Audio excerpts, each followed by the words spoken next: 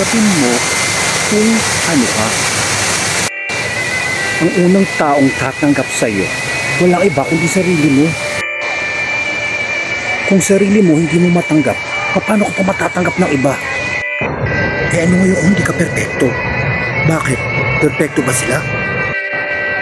Pare-pareho lang ang mga tao. May mga imperfection. Sino nagsasabi ditong perfect sila? Ang mga nagsasabi ng perfect sila, yan yung mga may sirang utak. Yung mga matataas ang tingin sa sarili. Itong tandaan mo, maaari iba-ibang itsura natin ngayon. Pero dadating ang panahon, iisa na lang ang itsura natin. Pag namatay tayo, magiging bungo tayo lahat. Kaya wala sino mang pwedeng magmalaki. Sa mata ng Diyos, maganda tayo lahat.